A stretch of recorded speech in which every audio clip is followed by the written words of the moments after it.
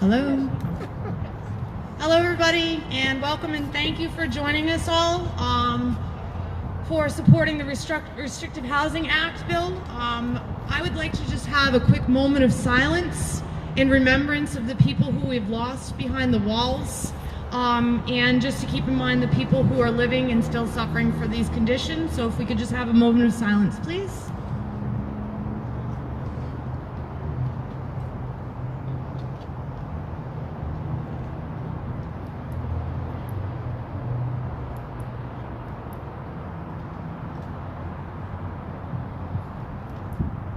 Okay, so thank you all again for joining us. My name is Haley McKee. I am the lobbyist for the High Side Coalition. I am also a Dare Behind the Walls member, a co-chair of the Super PAC, and on the board for the Center for Health and Justice. And I'm also, most importantly, formerly incarcerated, and have experienced these conditions firsthand myself. We're going to be hearing a lot of really heavy things today.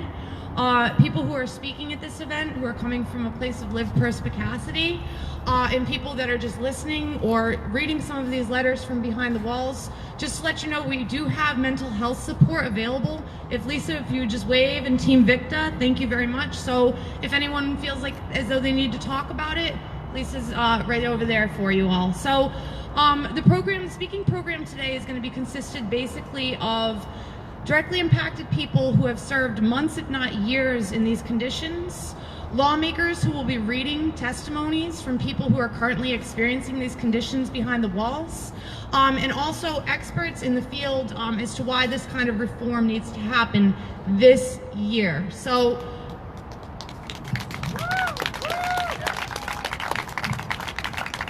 with that being said, our first speaker for this event is going to be our Senate sponsor, Senator Tiara Mack.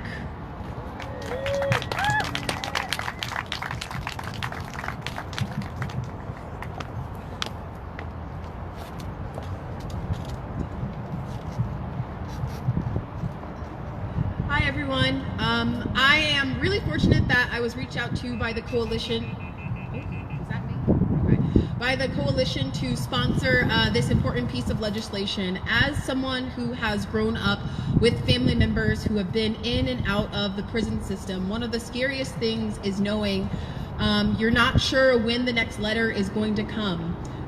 You're not sure what the conditions are like inside, only that they don't want to talk about it. One of the most heartbreaking things is to grow up seeing families and loved ones and knowing it's not just those particular families and loved ones. It is more Black, Brown, Latino family members of people all across this country who are disproportionately put into some of the worst conditions in prisons, and then exacerbating those extremely heartbreaking situations to be put into solitary confinement, oftentimes for much longer than anyone should ever be forced into social isolation. As someone who firmly believes in prison abolition, which is a scary and radical concept for some people, it is imperative that we start thinking about how we can create safe communities and safe societies that does not allow us to disappear people, real people, brothers, sisters, mothers, fathers, uncles, real tangible loved ones behind bars with no resources,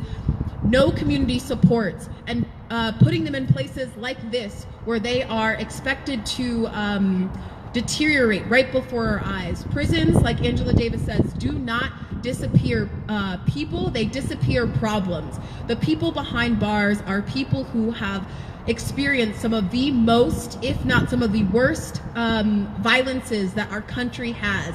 The violence of forced poverty, of not having a living wage, the violence of not having safe communities, the violence of not having access to public transportation, the violence of not having access to health resources, the violence of not having a system that understands mental health as an important part of our healthcare services. That is the real violence that we are then subjugating more and more people to once they get behind bars. The goal of this bill is to make sure that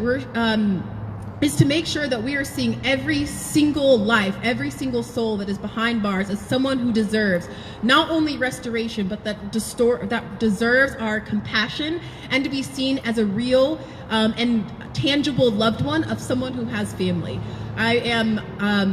Throughout this campaign, I sent a letter to about 188 folks behind bars to get their stories of being in SEG, and they were heartbreaking and often hard to read.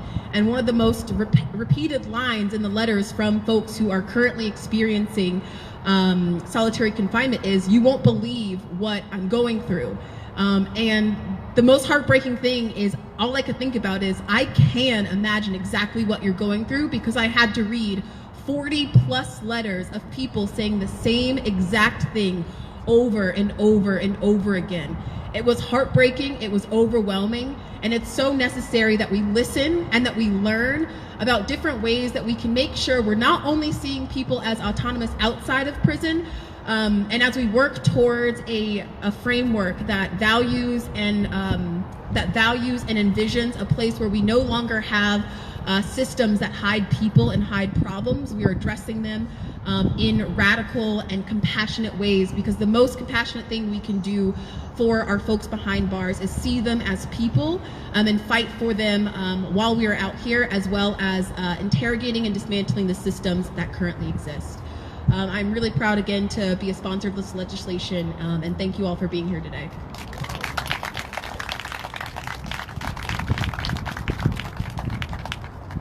Thank you, Senator Mack. We're going to have another senator speak next, because they've got to go over to Rhode Island College and do their good business for 4 o'clock. So, Senator Bell.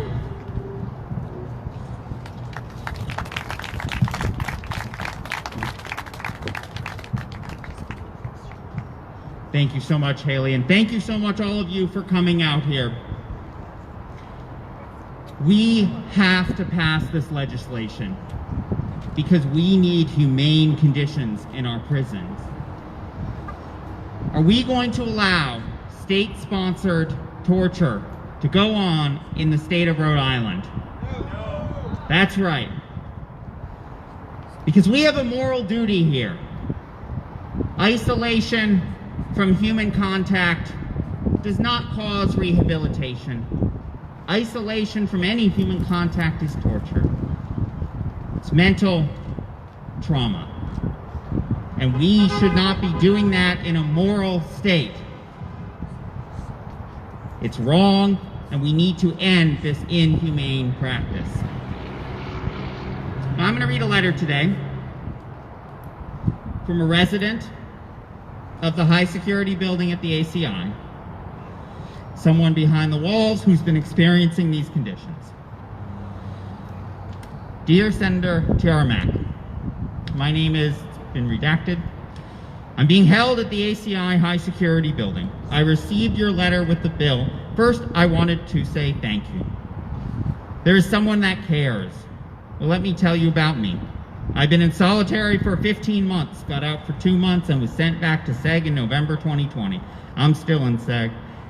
And it's February 25th, 2021. I don't get out of SEG till April 28th. This building is hell. I've lost my mind. I have 6 children I have not seen since 2019. My 13-year-old teenager niece committed suicide. My pops that raised me since birth also passed away a month apart last year, 2020, while I was in SEG for them 15 months. All the inmates in SEG right now are Latino and African American. The COs try to oppress us anyway. We are not allowed to get a newspaper, radio, TV, or any programs. Like I said, I have been locked in a cell 23 hours a day, weekends and holidays, 24 hours, no showers, no out-of-cell time. I'm not a threat to the staff, inmates, or myself. When I first went into SEG, I was given 465 days.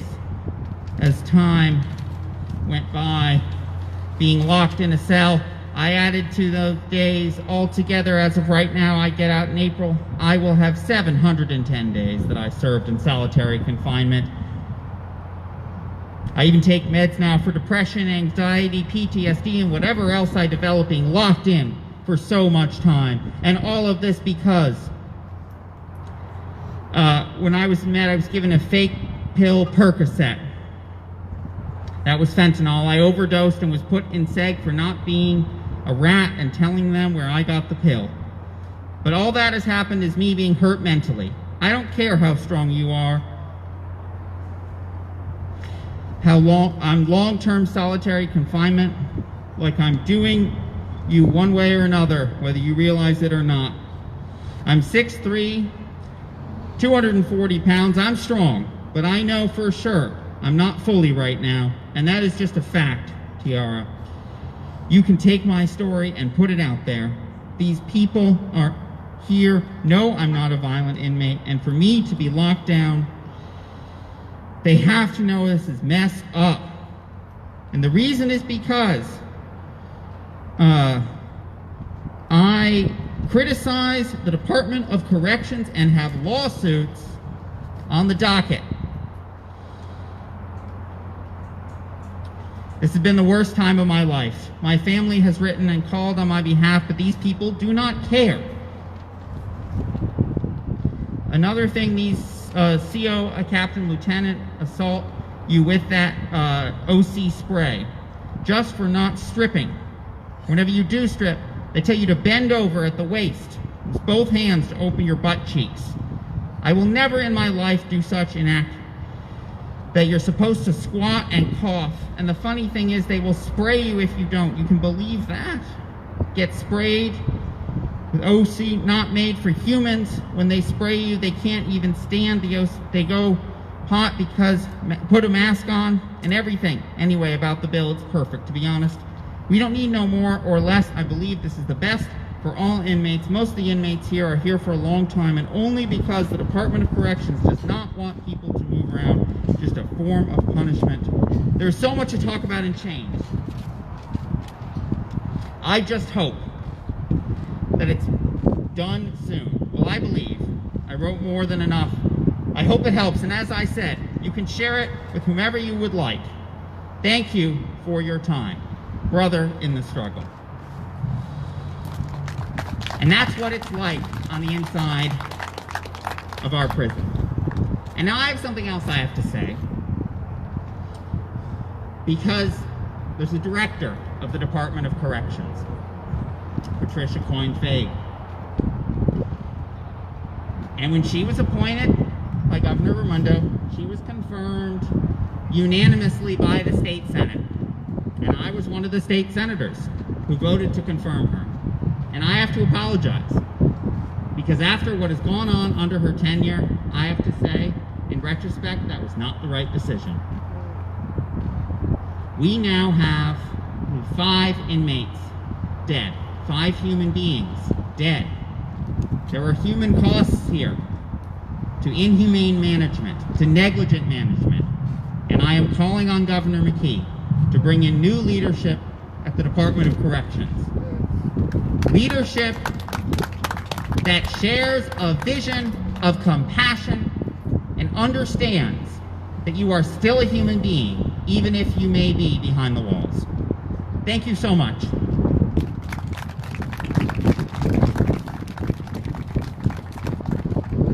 Our next speaker is House Sponsor Representative Grace Diaz.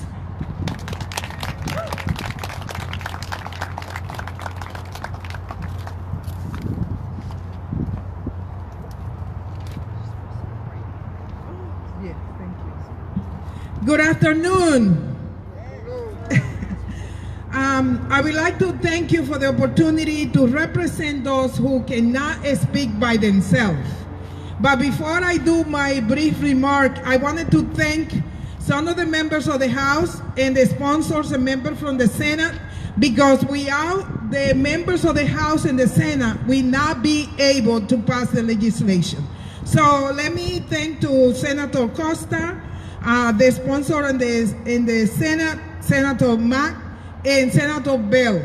In the House, it's my pleasure to thank you to Chairman McNamara, who is here with us, State Rep Agelo, State Rep Tensi, State Rep Morales, State Rep Alzate, y State Rep Casars, and State Rep Potter, and State Rep Felix. Sorry, I am still looking for faces.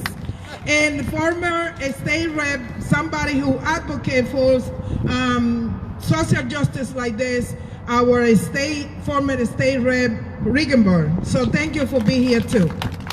So I have from firsthand the experience of people who spend time in jail. And the stories and the experience they share with me really touch my heart. And we also know that through this wonderful coalition and Open Doors, we have been working for the last 5 years to pass this legislation. I think the time is now. We cannot waste any minute to helping prisoners and the conditions they live. We also do not need to torture people to keep prisons safe. Many states have already begun his reform, and they have made the prison system safer and more cost-effective. And Rhode Island can follow those steps. Solitary confinement has a major impact on prisoners' mental and physical health, dehumanizing them and failing as a disciplinary or rehabilitative tool. We know by our own experience during the year of the COVID that we were isolated at home, and many of us experienced very difficult time with that. Can you imagine 24 hours somebody inside a small place like that? I can imagine the feelings and the things that come to the mind of that person. And we all are responsible to stop that. That is the moment I'm willing to work hard to pass this legislation and willing to make Rhode Island a place where the prisoners are treated with decency, with respect, and helping them to be a good individual to coming back to society. So Grace Diaz is here to fight along with the General Assembly, with the members of the House and the Senate, to be sure that finally we pass this legislation, which is so important. So thank you.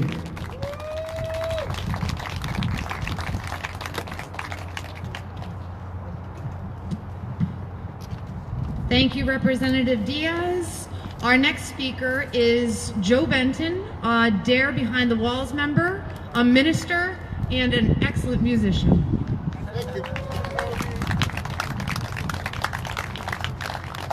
Thank you very much.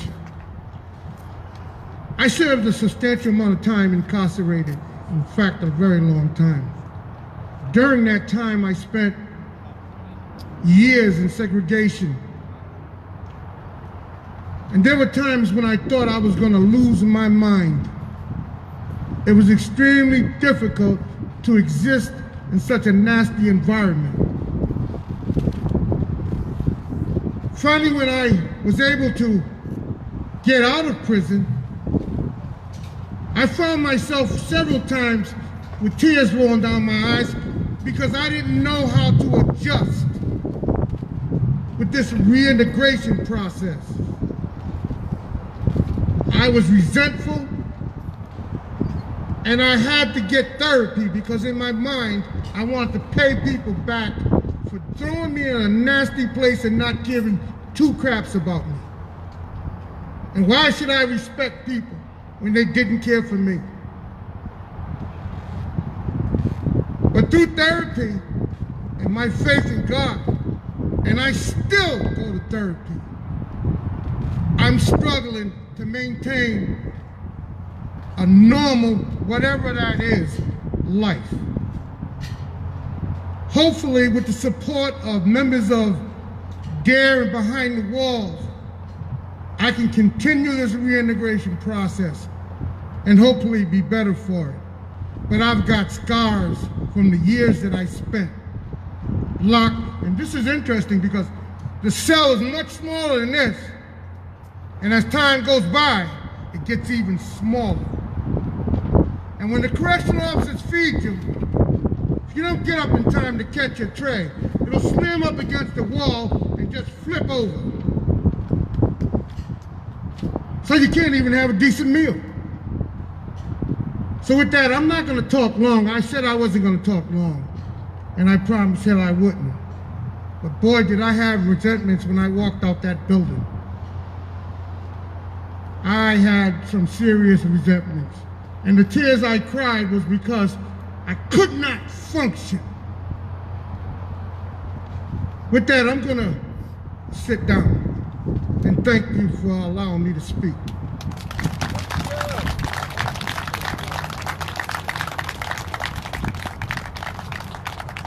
Shivani Nishar.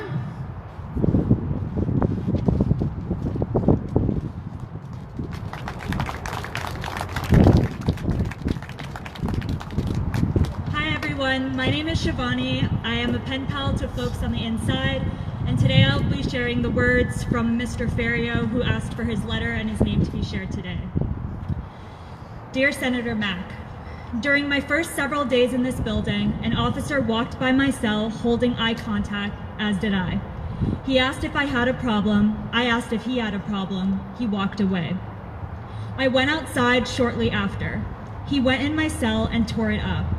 Inmates told me he threw all my stuff everywhere and was stepping on all of my property. Somehow, a rusted hook on my shelf was ripped off, which he said I'd hidden in my bowl, fashioned as a weapon. I did not. I was brought to SEG that day and asked the first CO I saw, "Hey bro, could I have a rule book?" That CO yelled at me, "Did you go to Iraq with me? No?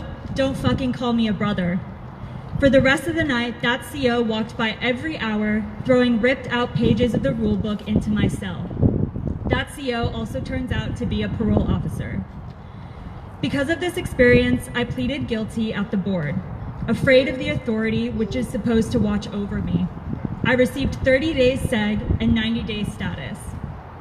I have always suffered from depression, have bad anxiety, and am diagnosed with an antisocial personality disorder.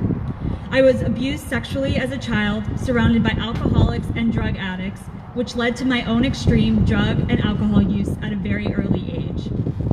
I am in prison for a sex offense. I spent about 5 years in Max before I realized I never make parole without a sex offense program, which was not even offered to me. About 20 letters, 20 request slips, and many phone calls to this institution from my friends and family, there was finally a sex offense program in this building. They offer a murderer's program at Medium, but not at Max, where the first 10 years of a murderer sentence is spent. College courses are offered, but the way that it is set up, it will take you 8 to 10 years to get your associates in general studies, which means nothing to someone hiring an ex-con. Schooling and college courses is an excellent thing, but what we need to totally help us in life is to learn and be certified in a trade or multiple trades. Electric wiring, welding, plumbing, culinary arts, framing, roofing, or driving CDL classified trucks comes to mind. More toward the questions you asked.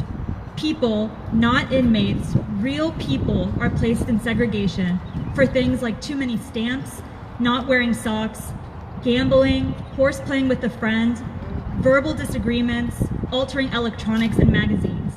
In what way is this a threat to this institution? I was sent to SEG for having a conversation with about 10 other inmates about the difference of prisons in New England. What kind of jobs, food, SEG time, programs, good time in other states being spoken about while we were all in our cells led to me being singled out and accused of attempted riot. 30 days SEG for a conversation. I've seen a man go to SEG for adding pages to a magazine, one at least 6 times going to SEG for cutting his own hair when 3/4 of the building cuts their own hair, including me, for refusing to put his signature on a confiscation slip, for not listening to an officer tell him to go back into the shower after just getting out. SEG should be a last resort.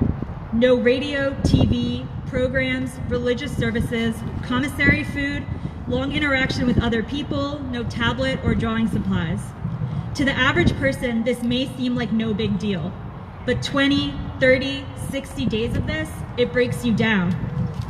All day you are trying to yell and have a conversation or play chess with the man 1 tier down and 12 cells over, while 50 other men are trying to do the same thing because they're lonely, depressed, and don't want to be left alone with all of their negative thoughts. Your social skills get torn apart. Paranoia kicks in. You think people are talking about you. You start to hear things that aren't even being said. I've been out of SEG now for 5 years. I've been doing SEG time since I was 18. In no way did any of that time benefit my rehabilitation. I believe all these petty bookings are generated to be shown as a representation of how dangerous this prison is for the COs, so they can generate more funding for their overtime schemes, which we have all witnessed on the news. But if these bookings were all looked at individually instead of as a whole, reality would set in for the public. If I could change this issue, it would start at its beginning, which is the board that assigns the punishment. Currently, this board is a lieutenant with the recorder and once in a while, a counselor who will sit silently and watch. I have personally in the chow hall heard this lieutenant asking a captain what he wants for punishment for accused inmates. These punishments are predetermined before you have the chance to defend yourself. You have no representation and are denied your requests for witnesses. A single lieutenant under a hidden advisor should not be judge, jury, and executioner. In my opinion, this bill would make this institution safer.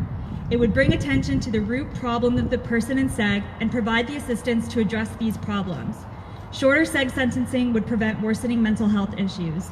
Transparency for the public to review all bookings would prevent unwarranted SEG time. Seeing exactly who is writing the most bookings would result in less bookings and more warranted verbal reprimands and first-time warnings. I have lost about a year good time. About 60 days of that has been a warranted punishment. It costs Rhode Island taxpayers about $30,000 to house an inmate for a year. 20 days for extra stamps, 20 for no socks, 20 for cutting your own hair, 20 for altered magazine, 20 for altered electronics, 20 for talking back, 30 for a conversation. It's all random. Now add in the 2,000 other inmates in this state and do the math. It's not only inmates who pay for unwarranted segregation time, it's our families who pay too. As I pointed out from the beginning to end of this letter, this whole system needs to be rethought. Humbly yours, Mr. Ferrio.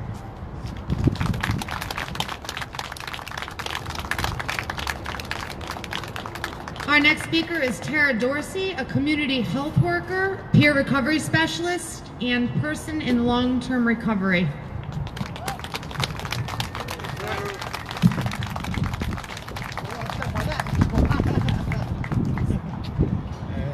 Hi, I'm Tara. Whoever made this is a good idea and a good visual. I keep staring at it since I've been here. The only thing that's missing is the front door and the cage where your food gets slid through. I was sentenced to a 12-year sentence, released after 6 years. In them 6 years, I spent 2 of them in segregation, 6 months here, 6 months again, and small time in between. But during one of the 6 month stints was my worst. And I'll just give a quick overview. It was the day after my grandson turned 3 months, and I got locked up, or I got lugged, what they call, they take you right off the block in handcuffs to segregation. That's called lugged. So I got lugged for passing a note to a friend. 15 days segregation. But the difference between women's and men's at that time, and that was in the old building, the old Glory McDonald building, is they had isolation and then they had segregation, 2 different things. I spent a lot of my time in isolation. The difference was, in isolation, it was in the basement, the cellar of the old building. Gray, dark, gloomy, no windows. The window was very, very high up. You didn't know if it was snowing, raining, sunny, or what. To go to the shower, you had to put your hands between the slot where they put your food in, turn around, open the door, and take showers with one handcuff on. I wasn't a threat. For some reason, they always viewed me as a threat in the prison. So after they viewed me as a threat, I started thinking I was a threat. You know, so I stayed in segregation. And And when I went to segregation, all I wanted to do was have human contact, human contact, human contact, somebody to talk to. So they had this window, and it was a window, and through that window, it was like a grate, and across was the other inmates. See, everybody else had roommates too. I didn't have a roommate. So I'd hear everybody else talking and laughing, and I wanted to be a part of it. But every time I stood up in front of that door, Dorsey, you're booked. I go sit on my bed, booked, oh man. And I try not to talk, and I try not to engage with others because I want to go back and be with my grandson and get them visits. But I wanted human contact. Get up again. Dorsey, you're booked. So one day I decided to draw my grandson's name, my daughter's name, and my son's name in bubble letters and stick them on that door. So I know every time I was get up to go talk, I knew not to because I seen their names up there. And that helped. I would get booked for things like saving my food because we was fed from 7 o'clock to 4 o'clock in the afternoon. You got all your meals, breakfast, lunch, and dinner. So I would take some bread from one meal, save it for later on, and an apple, and I'd hide it in my room under my mattress because there was nowhere else to hide anything. There wasn't no hiding spots because it literally looked like that. A bed and a toilet, no windows, no hiding spaces, but I thought I was hiding something. And the COs would come in and they would take my food and say, you're booked. From that 15 days for a letter, I ended up with 6 months just to try to live. Regular survival, trying to eat, trying to talk. You know, I had a bad, what they call a state finger. That's from writing too much. You write so much, you got blisters on your fingers. So I would sit there and just write my family and write and wait for the letter to get slid under the door. And you knew what their time it was is when by the meals that came through. So after the last meal, I knew it was almost time for regular meal from officers. And I would sit there on my bed and go, oh, I pray that somebody just sends me a letter. And I'd get so excited to get a letter. And I'd take my time reading that letter. And the pens that they give you, it's not a pen, it's a piece of rubber that bends.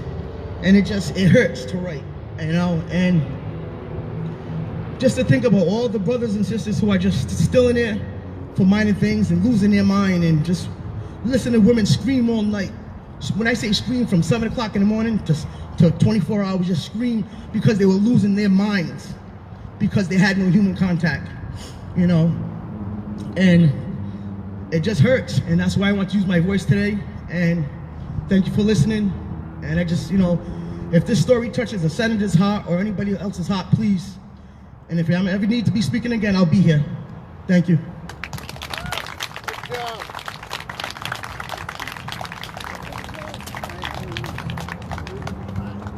Thank you, Tara. Our next speaker is Rabbi Howard Voss Altman from the Temple of Habudim in Barrington.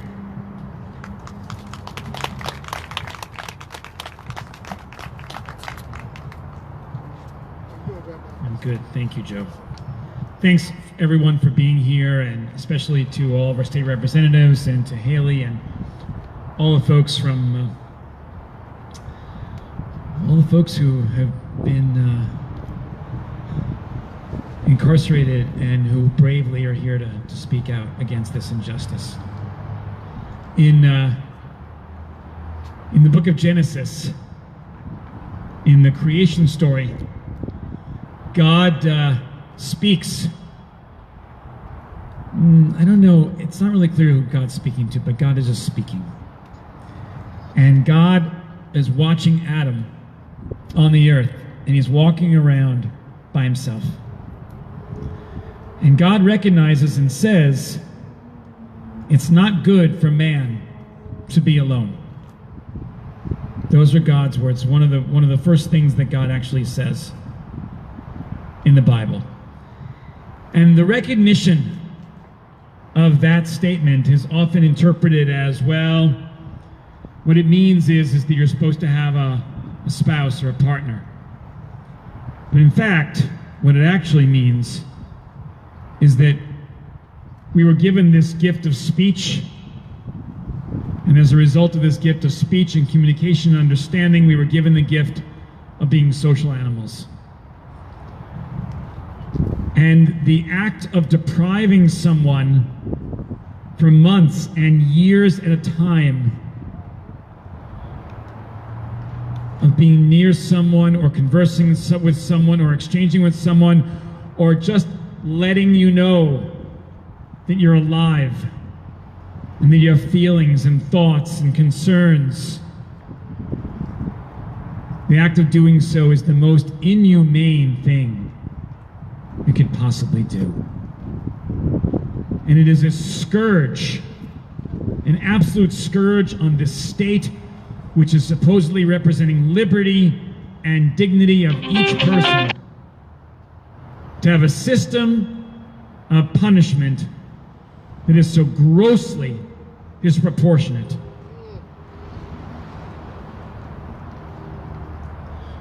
In the creation story, God also says, maybe to angels or maybe to just us, that everyone on earth is created B'Tselem Elohim, and that is in God's image.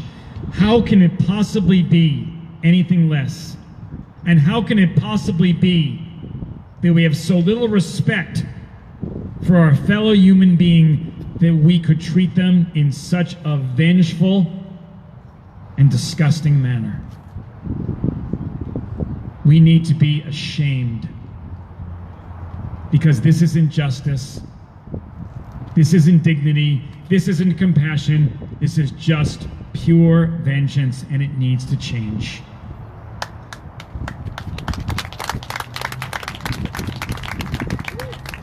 I call upon all of us who are here today and all the representatives that are here with us to pass legislation to end this inhumane practice.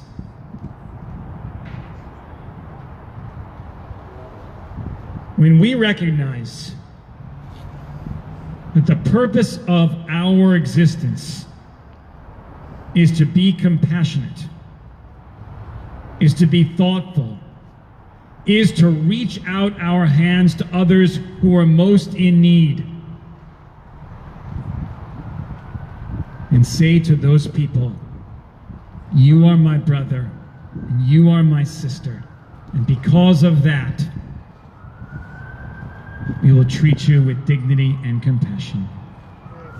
May that be a vision going forward, and may all of us be here very soon, not to publicize this problem and issue, but rather to celebrate the end of this inhumane law and practice. Thank you so much.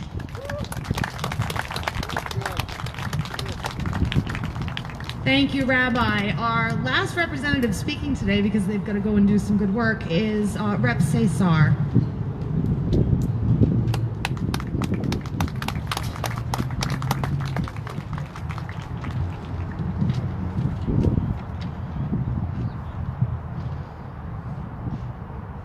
Thank you for being here, and thank you, Haley, and everyone who organized this really critical conversation. I am going to read a letter that was written to Senator Mack as well. To whom it may concern, I will most definitely end up getting in trouble for writing all I wrote, because the Correctional Officers Union does not want the public to know the truth. During an interview for the October 4th, 2020 Providence Journal Watchdog Report, ACI Director Patricia Coyne-Faig stated that this, the ACI job, is a challenging job. How is sitting around and opening a lock and a lever a few times a day for inmates to go out for recreation or feeding a challenging job? During this same Providence Journal interview, the president of the Correction Officers Union, Richard Ferruccio, stated that the facility is too controlled. But on or about July 22nd, 2019, Mr. Ferruccio was on a TV news interview saying how the facility was dangerous and they needed to keep high security open. There are fights sometimes, but that is because of the tension that the staff members create. But this is not a violent or dangerous place. If the public was to really pay attention, they would realize that the only time that Mr. Ferruccio does an interview to try to make the ACI seem dangerous is around the time when the State House starts talking about the budget and or closing high security. Joseph Shepard was not lying about how inmates get treated or disrespected and how we're punished for complaining or talking about something wrong. Example, policy 1227, page 20, explains how maximum security inmates are supposed to get a minimum of 8.5 hours of out-of-cell recreation time. But because of staff shortages, we don't get most of our rec. When we ask about it, we get disrespected and belittled for it. The reason why we don't get our mandated recreation is because staff are allowed to 1, accumulate a lot of vacation time, 2, allow vacation time to roll over to the following year, and 3, they're allowed to take time off when they please, and 4, they're allowed to all use their vacation time at the same time during the hot, sunny days. And because of this system, we inmates are the ones who suffer because we end up on lockdown, modified recreation, but they all want to work during the holidays for their overtime. Another huge issue is medical treatment. When an inmate is ill and goes to see the nurse, no matter how ill he is, he's told to put it on a medical request slip, and once the slip is in, it takes 4 to 5 weeks, maybe months before you see a doctor, and by that time, you may or may not be feeling better. Another issue is the fact that most of the shower heads and temp levers don't work and won't be fixed, but they spend money on sprinklers for the yard. How does the Department of Corrections spend more money, $30 million on overtime, than the entire state's law enforcement agency at $6.8 million? The governor needs to put together a committee of outsiders who wouldn't allow themselves to be influenced and or manipulated by the staff here, and that will make sure that the public and state officials will get a report on the spending and the treatment of inmates and how taxpayers' money is being used. Thank you.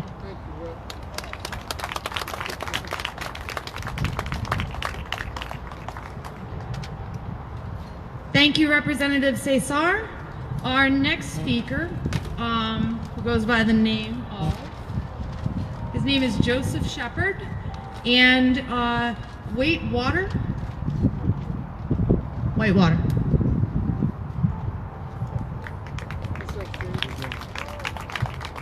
Hello, my name is Joseph Shepard. I have 3.5 years in segregation and high security Supermax facility. I'm here to speak on the facts, not opinions or views. And the facts are that there is no rehabilitative factor in high security or any form of segregation. It's a waste of taxpayers' money. It also harms the individuals further that are placed in these facilities. The time I spent in there, the only way that I got through it was digging deep inside myself, and I'm a rare individual because I can actually articulate it. So I speak for all those who can't articulate it or don't have the opportunity to broadcast what's actually going on in these cells or these conditions. I was sentenced to 20 days in segregation while I was a medium for challenging the conditions of confinement. I spent 8 months in segregation. 20 days ended up being 8 months. I was sent to Supermax for 5 months because of challenging the conditions of confinement, but also so-called being a threat to the facility. So once you learn how to articulate it, they like when you're violent, they like when you're in there fighting, they like when you're out of control because it fits their storyline that the prison's dangerous. The prison's not dangerous.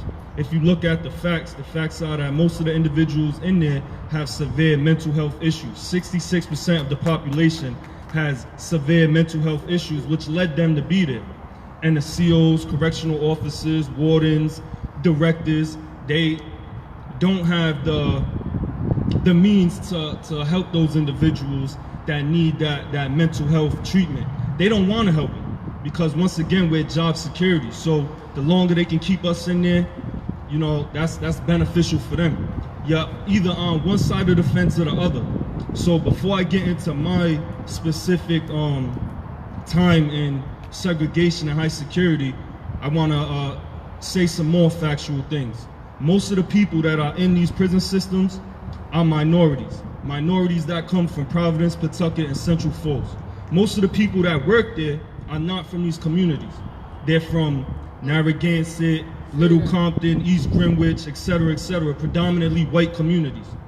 They have no reason at all in their minds to help the individuals in prison because they're not directly impacted. Their communities are not directly impacted. I'm from Manton Projects. My community is directly impacted. Drug use, violence, shootings, stabbings, homicide, etc., etc. They don't want to help the individuals in that community because in the state of Rhode Island, you're either on one side of the fence or the other. So I'm asking for direct action right now with representatives and politicians to shut down high security. Don't end segregation, period, in my opinion. Do not let it drag on for another year. Don't let the bill get viewed and talked about. Do something about it because, like I said, most of the people and the individuals that I place in high security that they consider dangerous have severe mental health issues that are not properly getting treated. They have bipolar, schizophrenia, paranoia, anxiety, depression, PTSD, and they're not getting properly treated. If I was in this holding cell in high security and I had a mental health breakdown, the only thing that's happening is they're gonna put a riot-sized can of mace in the door and spray it until I pass out. And if I don't pass out off the first can, they're gonna put another can in there and spray it. And then when I finally fall to the ground, they're gonna come in there, 4 or 5 of them, cuff me, stretch me in every way, ways that I'm not supposed to be stretched, bring me to a shower that's either too hot or too cold, and then put me in another cell. And then I have to wait to see mental health treatment. Whether it be weeks or months, that's on them. There is no, how can you say, oversight. They're not told what to do, how to do it, when to do it. They police themselves, and that's a major, major issue. Because as long as you let the Brotherhood Union decide what's gonna happen, there's not gonna be no rehabilitation in these facilities. You speak on wanting the city of Providence, Pawtucket, Central Falls, and the state of Rhode Island, you want it to be a safe and more productive place. If we have to go to these so-called correctional facilities, then allow us to obtain the tools to correct ourselves. Instead, you want us to come home even worse. You want us to come home and still be menaced. You want us to come home and be vicious, violent drug offenders, and et cetera, et cetera. So I'm asking for direct action in closing down high security, not next year, not 5 years from now, but right now, this year, as soon as the bill gets presented. View it and shut down high security. All I ask, if you don't have firsthand experience in a place like this, I'm gonna give you a visual. Imagine your child, because most of us that have mental health issues like myself have had these issues since a young child. We just didn't have the means because we're in poverty stricken in the households like Manton Projects. I come from broken households. I have, my household is severely damaged, so is the environment that I'm in. But what I'm saying is, those mental health issues that didn't get treated when I was a young individual turned into the reason why I ended up in facilities like this. So what I want to say is, for the visual, imagine you have a child that has a severe mental health issue and they have a mental health breakdown. What are you going to do? Are you going to put them in your walk-in closet and keep them there for 23 hours a day for years at a time and feed them 3 meals a day through the wall, through the hole in the door? Like, would you do that to your child? Would you put them in a walk-in closet and keep them there 23 hours a day for years at a time and expect them to become better individuals, civilized humans? What do you think is going to happen when you put your child in that walk-in closet for 23 hours a day and feed them through a hole in the wall? What do you think is going to happen to them? You think that their mental health issues are not gonna be exacerbated? You think they're gonna come out that walk-in closet and shake your hand and be articulate about things? You think that they're not gonna come out the cell so anxious that they can't even function? Now, because of them conditions, I was stuck in survival mode for years at a time, because that's what it does to you. When you're in a cell for 23 hours a day, it's only you. I had no letters, I had no pictures, I had no visits, I had no commissary.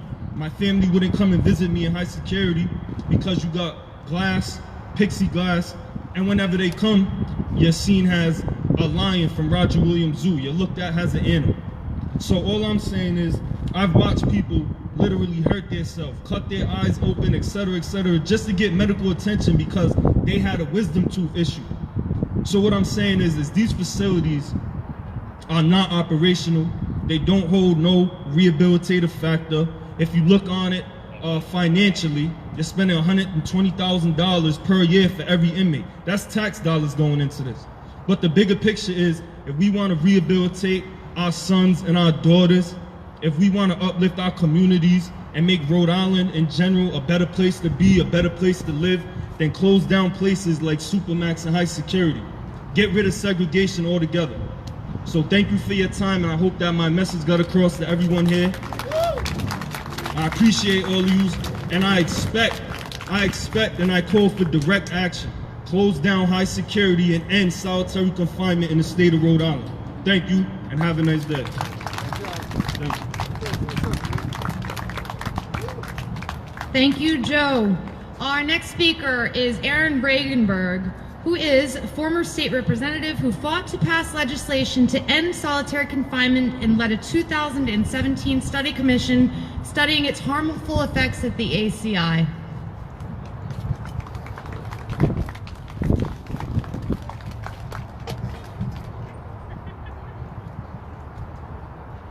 In 2016, as a then state representative, I worked with community members inside and outside the ACI, many of them here today, to introduce a bill very similar to the legislation that we're talking about here, to end long-term solitary confinement in our state. Sadly, the leadership of our General Assembly at that time did not have the courage or the humanity to lead on this issue. They said, we didn't need to pass legislation telling folks at the ACI how to do their job, and community advocates should instead work with the DOC to make any needed changes through administrative action. And so with that path and goal and hope in mind, I served as the chair of the Special Legislative Commission to study and assess the use of solitary confinement at the Rhode Island ACI, quite a mouthful. And for well over half a year, community leaders in the fields of corrections law and policy, mental health, law enforcement, psychiatry, clinical social work came together to attempt to work collaboratively to develop recommendations for safe and actionable administrative policy reforms. It was a long and laborious and intensive process, and we didn't get to a consensus on every question, but over the course of months, the different practitioners and experts and department leaders were able, it seemed, to come to agreement on a range of important issues. If it were possible to study and collaborate and trust in the DOC to take action of its own accord, then that process would have gotten the job done. And yet here we are, 4 years later, and as we've heard from so many speakers and firsthand accounts today, the use of long-term solitary confinement, or if we want to drop the euphemism, the state-sponsored torture of our neighbors, family members, fellow Rhode Islanders, including those with severe and persistent mental illness, this shameful practice remains largely unchanged. Most of the recommendations we came to agreement on in our commission report have not been adequately put into practice, as we've heard again and again today, meaning that my taxpayer dollars and your taxpayer dollars continue to be used for the performance of very real and very cruel human rights abuses. And speaking of taxpayer dollars, good God, are we talking about a lot of them? In a state that still doesn't have a dedicated funding stream for affordable housing, the Department of Corrections has already racked up over $25 million in overtime costs just 6 months into their fiscal year. Wow. So, listen, we know what we need to do. The Restrictive Housing Act would finally codify into law all the reforms that experts, officials, and the Rhode Islanders with actual lived experience in the ACI concluded back in 2017 were necessary to increase safety in our prisons, reduce state spending, and improve prisoners' health outcomes upon release. Many of these reforms are policy changes that the DOC purportedly accepted during our commission, but then refused to actually implement. The point is, this is not a question of what is the right policy. We've studied that. We know that. Everyone in that building understands that. It's a question of whether our political leaders have the will and the courage to do the right thing. 5 years ago, our General Assembly refused to take action to regulate this barbaric practice. And because of it, as we've heard throughout today, profound damage has continued to be inflicted on our fellow citizens in all of our name. That was unconscionable. But this year, thanks to the efforts and advocacy of everyone who's here today, our leaders have a chance to make up for past failures. And I'm joining you in praying that they will take that opportunity to do so.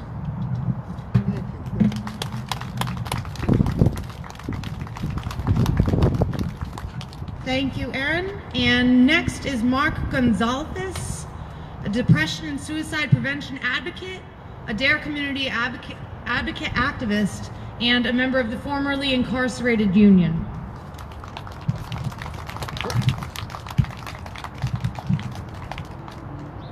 Thank you.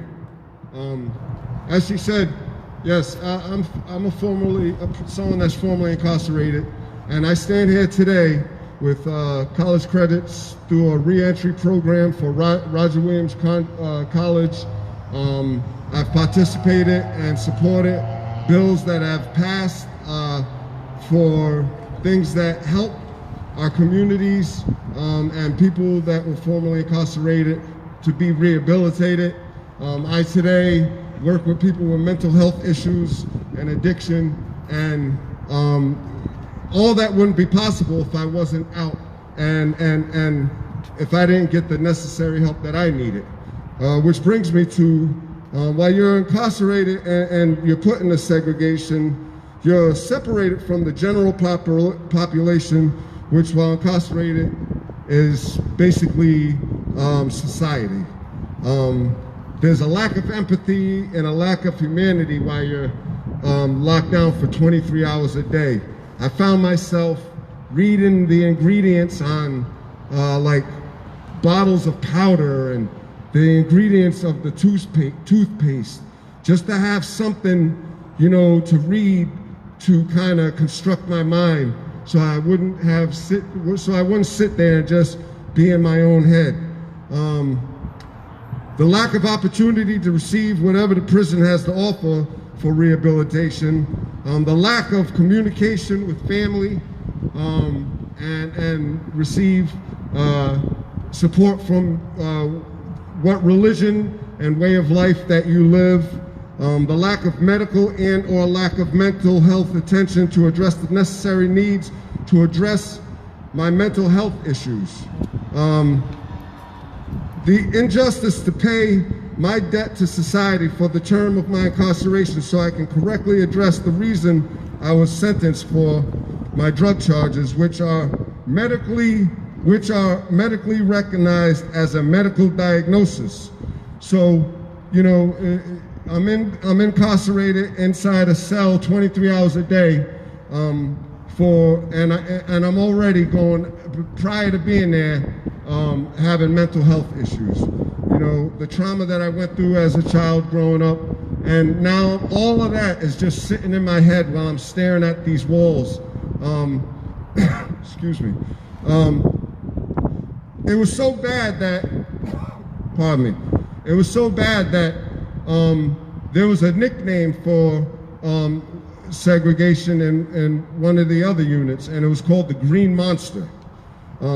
Anybody that's been done time in the past doing, you know, big numbers is familiar with what I'm saying.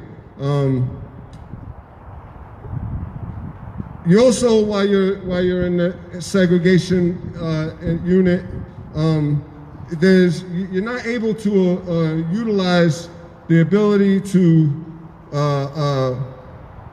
address your incarceration and your charges with the law library that the buildings do have. You can't get any certifications.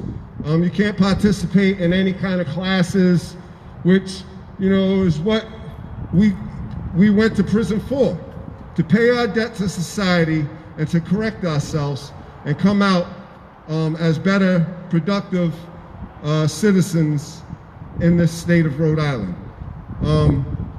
The mental health issue is just very, sitting there while you're in there, you know, all you have is your bunk, you know, you do push-ups, you know, and you just look at the walls.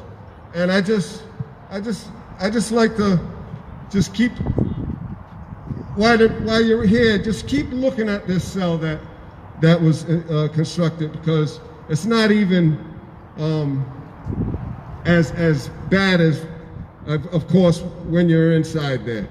I thank everybody for coming out here, and thank you for listening to what I had to say, and hopefully it resonates, you know, and helps to make a better decision to change this and have this bill passed and it's a big waste of space too, as well as, you know, the finances that it costs to run that, the finances that it costs to run that building. You know, they haven't used the yard in, I don't know, probably 15 years. But I'd like to thank everybody, and that's about what I have to say today. Thank you.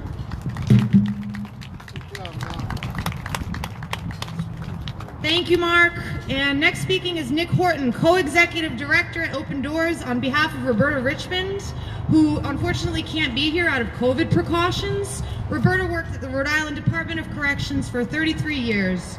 She served as warden of the women's prison for 10 years before being promoted to the position of Assistant Director of Rehabilitative Services and Community Corrections, Probation, and Parole. She introduced numerous programs and treatments for incarcerated men and women and has promoted humane treatment.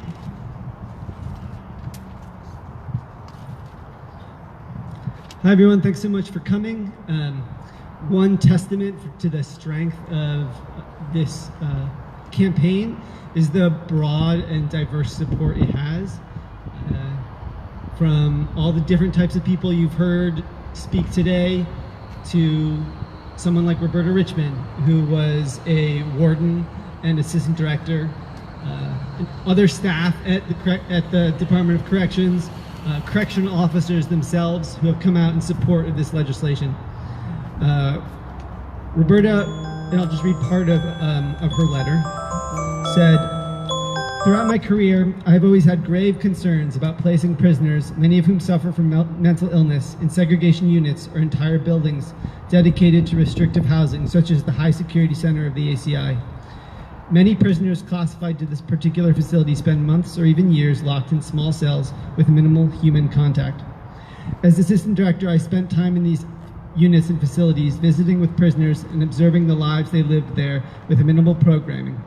I always came away from those visits feeling frustrated and saddened. I was also concerned about the underutilization of security staff who had little or nothing to do during their shifts, and the lack of frequency with which prisoners receive check-ins by mental health professionals. Although I voiced my concerns about exacerbating existing mental health issues of prisoners and creating mental illness where none may have existed before on numerous instances, in executive meetings, my concerns were not heard.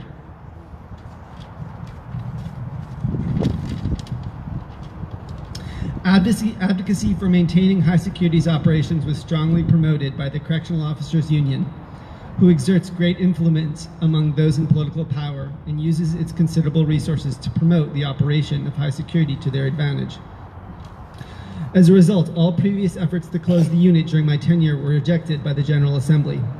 Thus, I urge legislators and other local stakeholders to support the Restrictive Housing Act, an alternative approach that would better the living conditions inside the ACI, increase safety, and act as the first step towards the process of making all necessary adjustments to allow for the closure of the High Security Center. I urge the general public and other legislators also to listen to the emotional words of those most directly impacted men and women who have experienced living in these horrific conditions. It is time we move away from counterproductive, hyper-punitive carceral practices and consider the humanity of all prisoners. I hope that what you hear today can help to dispel the misconceptions that have defined those subjected to solitary confinement at RIDOC as the worst of the worst, and encourage you to fight with us for these necessary changes. Thank you. So those are the words of, once again, Roberta Richmond, who was the warden and the assistant director at the ACI. And I just want to briefly mention to everyone here some of the steps that we would really love to continue to have your support in as we move this campaign forward over the next several months, hopefully towards passage. If every single person here can help us find, can sign up if they haven't signed up, so we have your contact information. If you can follow the Close High Security campaign on Facebook. If you can take one of the postcards that we have and mail it to your legislator. If you could call your legislator. If you have any questions about any of those things and how to do them, feel free to talk to the people at the table from our campaign. And lastly, if you can find one other person to do those things, people particularly who are from the districts that we really need support, just to name a few, Fox Point, where the majority leader, Representative Blazajewski, is from. Warwick, where Chairman Evan Shanley is from. Barrington, where Senator Coyne, the chairwoman of the Senate Judiciary, is from. These are all examples of the areas that our volunteers have been canvassing over the last several months and gotten signatures from multiple constituents. Those are the voices that we will need to reach out to their representatives and their senators to tell them that this bill matters not just to those of us that came here today, but to people from all over the state who care about upholding a standard of humanity that does not include torture. Thank you.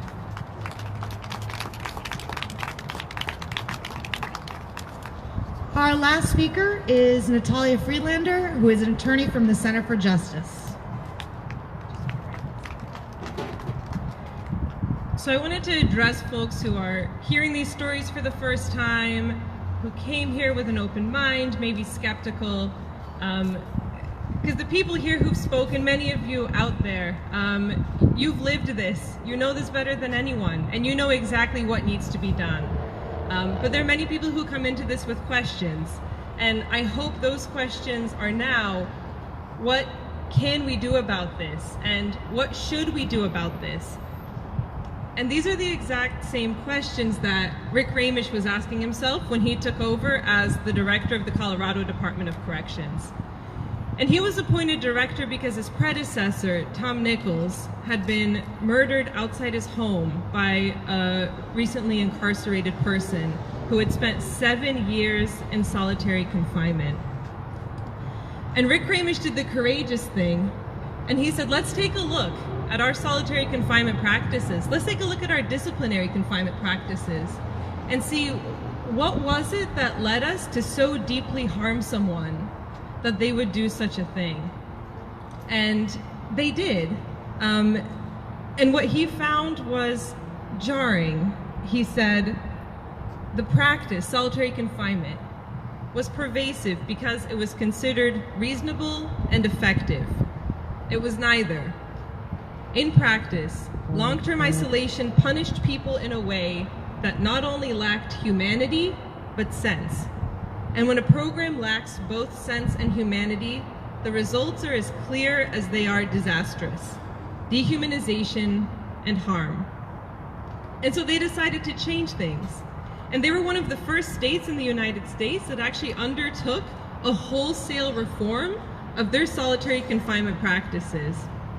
They said, we're not going to keep someone in solitary confinement in the most restrictive conditions for more than 15 days. Because 15 days is where the UN standards on minimum treatments of prisoners said, after which it's cruel, it's unusual, it's torture. They said everyone else needs to get at least 4 hours out of cell time, and that's nothing. They said 4 hours out of cell time is the minimum for people. They said they need to have greater access to mental health care, to programming, to treatment. And it took a lot of political will, but it worked. And they saw that the prisons got safer. They saw that recidivism went down, that there were more people who were successfully re-entering the community. And other states started taking notice. So Colorado, Delaware, Idaho, which is not a progressive bastion, they all limited the most restrictive forms of solitary confinement to 15 days. New York City, North Dakota, they all increased the amount of out-of-cell time that people got. Montana increased programming, it increased visitation, access to family, because these states are seeing that these are the things that are necessary for success. And there have been incredible outcomes that they have seen from these reforms. And I'll briefly go through some of them because I think it's really important when people say, what would that do? Would that make prisons less safe? And it's really important to look at what it has done in other places. Washington State reduced its restrictive housing recidivism by 80%. It reduced rates of violence, use of weapons, multi-person fights, and use of force by staff. It reduced all of those things. Mississippi, it reduced its psych population by 75%. It reduced violence by 70%. Reduced recidivism. It saves taxpayers $6 million. Virginia reduced its population in the Supermax prison by 68%. Led to a 78% reduction in incident reports. 91% decrease in prison grievances. Colorado closed a Supermax facility and saved $15 million a year. Connecticut is going to save $13 million closing its Supermax facility. And we just saw New York State passed and signed into law comprehensive legislation that actually goes further than the Rhode Island Restrictive Housing Act, and is going to be implemented over the next year. Illinois, the House, just passed, again, another piece of legislation that will eliminate long-term solitary confinement. And these states haven't done that because they're pie-in-the-sky idealists. Rick Ramish, his predecessor, had been murdered, but he was courageous enough to take an extremely difficult job and then to do the right thing. And so every year that we continue to put off change is another year that people are continuing to languish in their cells at a cost to them, at a cost to the staff, at a cost to their family, to their loved ones, and to our communities when they get out. We have had an opportunity to do this every single year, and let's actually get it right this time. Great job. Thank you, Natalia. So our official speaking program's done. Our friends over at Direct Action Rights and Equalities wanted to kind of talk about their Behind the Walls group for a minute, which I'm really proud to be a part of. So Anusha, Jordan, Trent.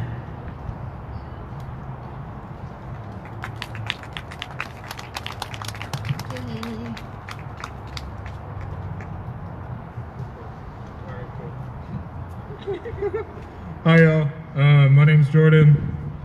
I'm with the Behind the Walls committee. I'm just going to talk really quickly about who we are and what we do. We're a group made up entirely of people who've either been inside or have loved ones inside or have had loved ones inside. But basically, if you're impacted by incarceration, which many of us are, feel free to reach out. We meet every Wednesday from 6 to 8 at 340 Lockwood. It's the building behind the Burger King off Broad Street. We truly would love to see you all there. It is important to do advocacy work, but it's also important for the people who are directly impacted to organize themselves. And we want to build up everyone who comes through as an organizer, and so that everyone who comes through can go back to their communities, bring the skills they've brought, and defend themselves. And in light of at least 4 or 5 police murders in the past 3 or 4 weeks, I think it really is important, not only for people to do advocacy work, but for the communities themselves to find ways to increase their organization and just build together. All right, so which one of y'all is next?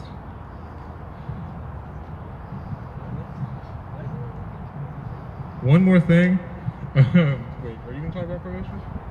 All right, cool, never mind. How's it going? Basically, just to sum up what everyone's out here for is the people that's locked up right now are also people. They're our family, they're our friends, and they're being treated like animals. It's insane.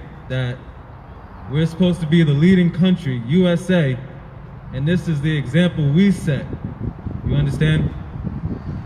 So, with that being said, everyone knows the correctional officers, they have a brotherhood. And it's, one man for all. That's the same way we need to be out here, a brotherhood, a family. I mean, I can't really, press any more issue into the mistreatment that's going on in there. But if you come to DARE, you'll have a voice. Death Row.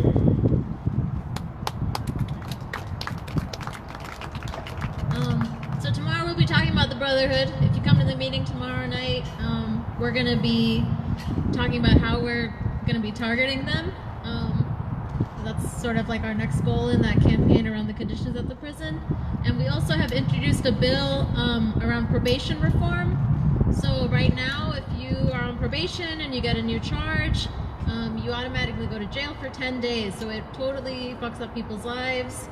It also reduces people's chances of actually being able to fight the charge. And people, because the violation is being held over their head and they're locked up. So we have introduced a bill that would require the courts to grant bail or personal recognizance to anybody who gets a new charge as long as the charge is nonviolent. So if you're interested, if you're on probation, if you know somebody who's on probation, if you're impacted by that and you want to support that, we would really love to have you involved in that campaign too. Okay, thank you all. And thank you, Haley, and everybody who put this together, all the folks who have been working on this campaign. Oh, no. I said it, no.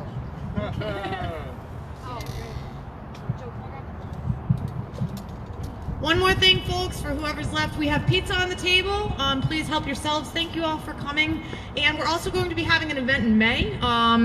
This solitary confinement cell will be in a location in the very near vicinity, and we're looking for participants to occupy it for 24 hours for quite a few days to just bring attention to this issue. So please feel free to sign on at that table over there, or to get in touch with the Close High Side Coalition, closehighside.com, I believe. And thank you all very much for coming out. I just want to mention, what we're going to do next, for anyone that is still willing to spend more time, we usually have a monthly campaign meeting.